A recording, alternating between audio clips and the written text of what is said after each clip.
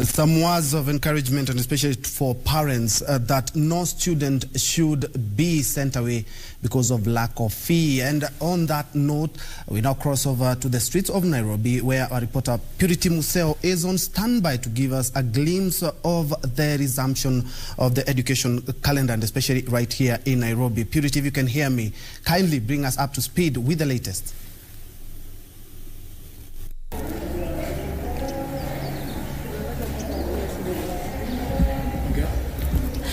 A very good afternoon to you, Ben Troy and Joy. I hope you had enough rest and welcome back to work. We are coming to you live from City Primary School, just doing some spot check on how learners were able to come back or to resume school after an order by Education Cabinet Secretary Professor George Magoha last week to have learners in grade 4, standard 8, and also the Form 4 candidates resume schools beginning today. And of course, we've been able to monitor in a few schools, and let's say about 70%, 50 to 70% of learners in schools that we've been able to visit have reported back to school. And of course, the teachers saying they are ready, learners excited, but we've spoken with a few parents who are saying it was an impromptu decision and they are trying to come to terms by the fact that they have to bring their learners back to school. Now, Njuri, remember there was Ministry of Health protocols that the Minister of Education said had to be adhered to just ensure safety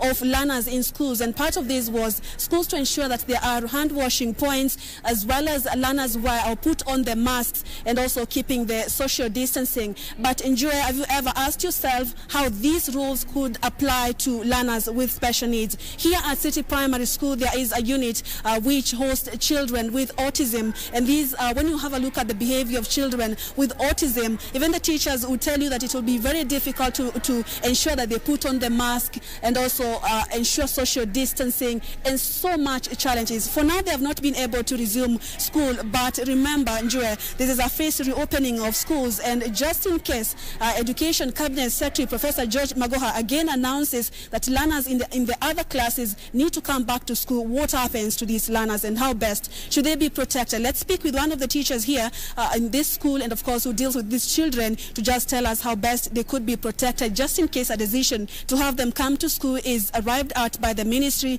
and what challenges can schools like this one face in such if such a decision is made. Thank you so much for joining us this afternoon, and of course welcoming us to your school. First, if we could just begin with a perspective on how learners have been able to come back to school. I know these schoolhouses day scholars. What percentage are we looking at? 50%, 70%, or who exactly is in school as we speak?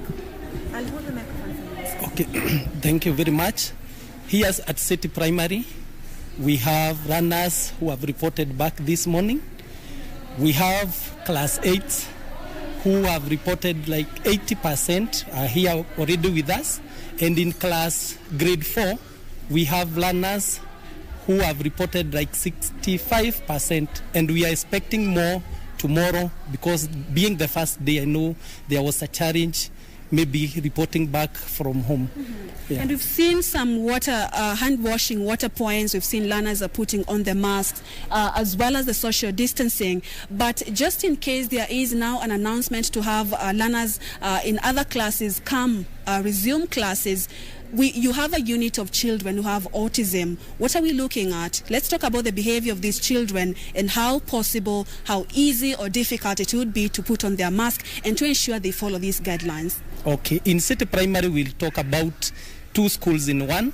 We have the regular school, which is manageable because you can communicate directly with the kids.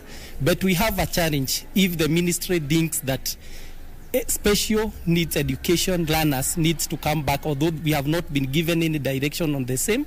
But in case if they come back, unless it is done in double shift, because we lack manpower. We know that autistic children are hyperactive, so controlling them will need more manpower. So when they arrest, we are able to manage them. They cannot stay with the mask, they don't communicate, they have hyperactive behavior. So maybe when we have enough manpower, we are able to manage them. But currently, we will have a challenge if they will have to open soon, or when the guidelines are given, maybe we lack manpower in the school. But I think with full manpower, we can be able to manage them in 2 shifts.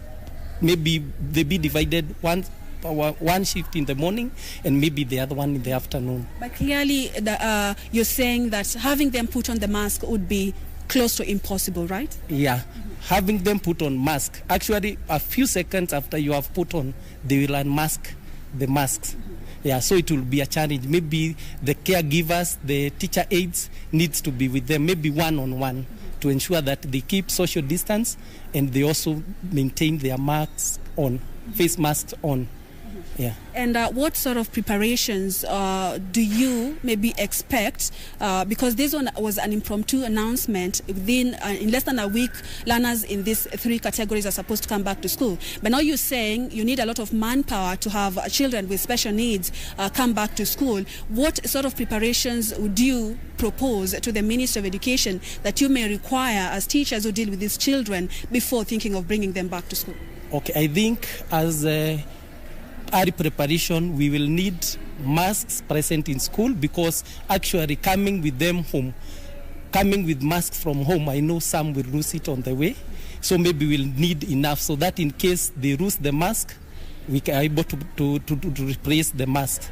Secondly, we'll also need hand sanitizers, because they touch every space in their classroom and every other space. So we'll need to regularly sanitize them and remind them to wash their hands. Okay. Thank you so much. Thank you so much. All right. Njue, that was one of the teachers who deal with children with autism right here at City Primary School, just looking at some of the challenges they may face if the Ministry of Education decides to have every child back to school. And of course, we are coming to you live from City Primary School, just having a look at some of the challenges that parents are facing, teachers are facing, especially in schools which host children with special needs. And this time, it's a rush against time, because it's most teachers are saying it's going to be a crash program, because they ought to finish their syllabus and the exams. The minister announced that early next year in March, then candidates will be able to sit for the examinations. So we'll be monitoring and seeing how this is going to be achieved, especially on this crash program, which and learners are expected to be in school for at least 11 weeks up to the December around 23rd. Yeah, so that is what we were able to gather for now. We'll keep on gathering more, even as parents continue bringing their pupils and students to school, and will be keeping you informed on what we are able to get from this other side on the ground. My name is Purity Museo. It's back to you, Ben Troy. Njue. Thank you so much, Purity Museo, live from the City Primary here in the county of Nairobi. And also much thanks for also highlighting the challenge, especially for the special needs education students, which actually is a gray area when it comes to the resumption, the first reopening of education in the country. Of course, other issues that have been brought about, and especially by parents, are the safety of the children. Of course, the fear, remembering that the COVID pandemic itself has really hit a lot of parents when it comes to money and also economies of so many countries. Not forgetting floods. There are schools underwater as we speak, and also are supposed to be the first reopening today.